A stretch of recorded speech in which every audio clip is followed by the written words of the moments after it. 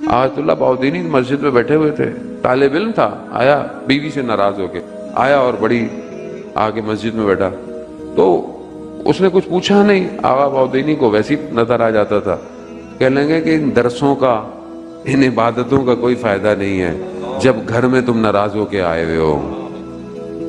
اب کتنی سادی سی بات، تو سادی سی ہے، لیکن یہی سادی سی بات ہوتی نہیں ہے آدمی سے۔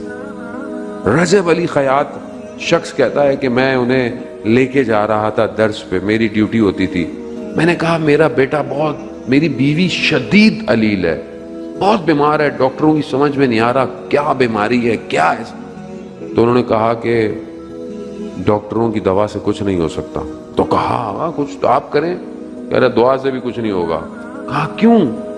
کہا اس نے تمہاری غیر موجودگی میں تمہارے بچے کو، اس کا بھی بچہ ہے لیکن اسے بہت غلط طریقے سے مارا، اس بچے کی آہ نے تمہاری بیوی کو بیمار کر دیا ہے، کیا کروں؟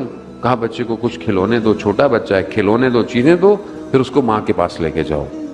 ہمیں پتہ ہی نہیں ہے ہماری پکڑ کہاں ہے زندگی میں،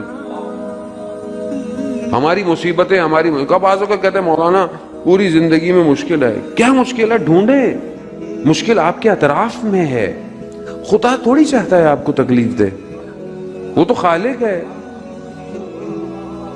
اس نے تو کہا کہ میں نے پوری دنیا کو تمہارے لیے بنایا ہے مگر تمہیں اپنے لیے بنایا ہے۔ اب اگر ہم سے اگر کچھ نہیں ہے تو اس کا مطلب ہے کہ یا تو ہم اس کی حکمتوں کو سمجھیں اور یہ بھی دعا مانگے نا کہ اس کی حکمت سمجھ میں آئے۔ بات اگر انسان کی زندگی میں ایک حادثہ ہوتا ہے، ایک واقعہ ہوتا ہے اور اس کو کئی عرصے کے بعد سمجھ میں آتا ہے، او یہ اس لیے ہوا تھا، اس لیے ہوا تھا۔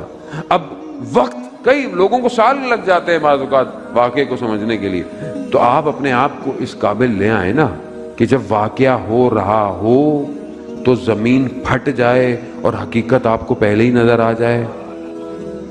کیسے سمیٹیں گے؟